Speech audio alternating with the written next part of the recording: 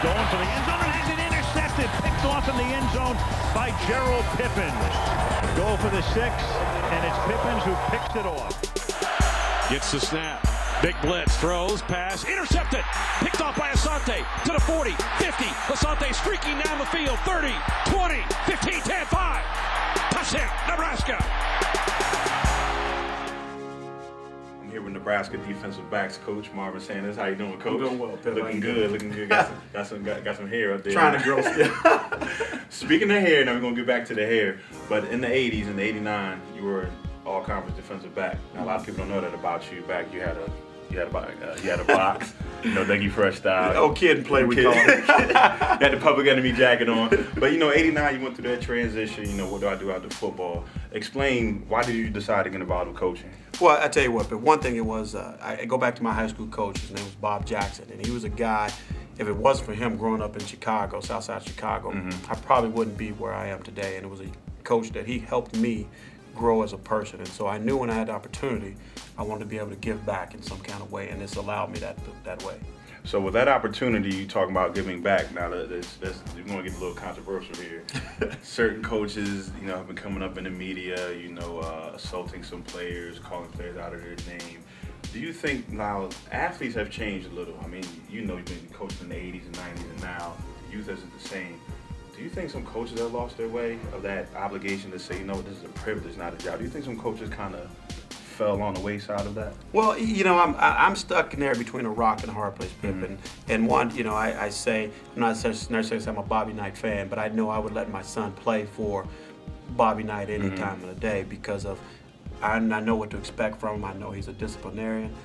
And he knows he gets a lot of his players. Now, again, from the old school, it's kind of like your parents. You know, back when I grew up, my mom put a belt to my behind many a day. You do that in today's generation, there's difference and consequences. So I think the same applies in the coaching area. Back in the day, you could do things a certain way, the Vince Lombardi style, the Mike Ditka style, and I think nowadays, unfortunately, as times have changed, so we must adapt to those changes. Okay, I remember my playing days made us run a mile after practice one day, but we'll get into that later. My mom still says, thank you, coach, for that punishment. But moving forward, you look at Urban Meyers at the top of his game, you look at Nick Saban, these guys, of course, Nick coming off a national championship. You see these guys at the top of their game, you see them on ESPN and all these sports shows, and you think, okay, you know, those guys are there. But people had this perception like these guys just popped up there. Draw back, let's go 89, 90, 91. What did it take for you to get into the coaching game? Well, it's funny, Jerrell. I actually started my coaching in the youth sports here in Lincoln, Nebraska. You know, I coached YMCA sports, and you know, after I graduated, Steve Standard, I took a job as the defense coordinator at Nebraska Wesleyan. NAIA school called me up and asked me would I be willing to come there and coach. And it was a small town job. I loved it. But at the time, you know, my daughter was being born. I was making $8,000 a year. Hold on.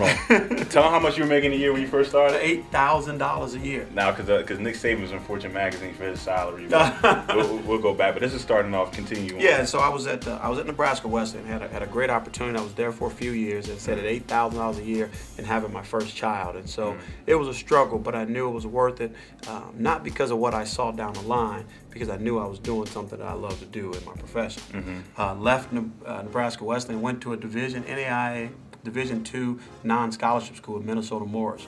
And it was another small school, and I wore 2 hats. I was also the sports information director, as well as the assistant football coach. People don't know that. Sometimes starting off, you have to do about 3 or 4 different things. So I'll let you carry on because people think, okay, you pop up as a head coach, you wear a ring, you come in, you're the man, but 3 hats, $8,000 a year. $8,000 a year. So continue on from that coaching job. And so then, you know, I was there and enjoyed the experience, and then I came back to University of Nebraska Omaha, and I worked for Pat Burns.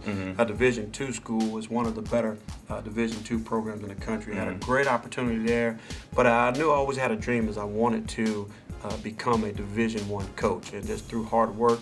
And then Tony Samuel, who was a defensive end coach when I played, became the head coach at New Mexico State. So he called me up in about 1999, and New Mexico State wasn't a program that had a budget. And actually, I had to take a pay cut to go to a Division I program, and I was provided, for example, a comp car at UNO. Well, not only did I take a pay cut, but New Mexico State didn't offer comp cars to their assistant coaches. So But I knew in order to get to my goal is to continue to coach at Division I highest level, I had to make some of those sacrifices. And so I took the New Mexico State job, and that's where I met Sonny Lubick at Colorado State. A year later, Sonny hired me at Colorado State, and I worked there for 2 years. And then I actually had taken a job with the St. Louis Rams to be the defensive back coach with Lovie Smith.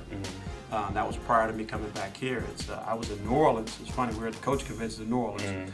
And I was going back and forth about whether or not to take the St. Louis Rams job, or actually I had another job with a Big Ten school. And I was walking back to my hotel, and the guy across the street on the other side of the light had on a St. Louis Rams jersey.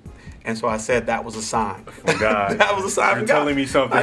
So I called my wife up. I said, honey, I made a decision. We're going to go to St. Louis. And she was all for it. And I think, Jerrell, that's something that's missed out, and it's all, you know, for coaches. It's hard sometimes on the family.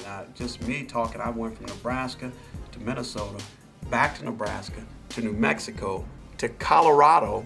A lot of miles. A lot of miles, and it's a lot of moving. And you know, you're putting your kids in school at different schools throughout. And then, and while I was at the convention, I got a call from Frank Solich about coming back to be the secondary job here in 03. So it got me back here. Of course, after that 1 year, we had a great year, 10-3, and then you know, things didn't work out at the end. And I went to North Carolina as the defensive coordinator there, and was there for 4 years before coming back home a second time. And so. I loved every stop. You know, I like a little more stability, which we hope we have here in Nebraska to keep my family. But I think, like I said, the element that gets missed out is the sacrifice that your family makes in all those moves. And you got to have a trooper with you behind you, and I do with my wife. Oh, man, shout out to the wife. He did that for cool points, by the way. But going back to the miles, to the instability, to moving your family around, to the hours, I mean, Urban Meyer, people know it's been all over the public. He's had some health problems or what have you. Many people think he's just so into it. He's just crazy about football. But you talked about the miles, the sacrifice. Let's maybe go up to the drawing board. Maybe you can show us your schedule, what you have to go through during the season and in the off season, because your schedule is just chaotic. It's off the charts. Okay. Let's go over here to the chalkboard.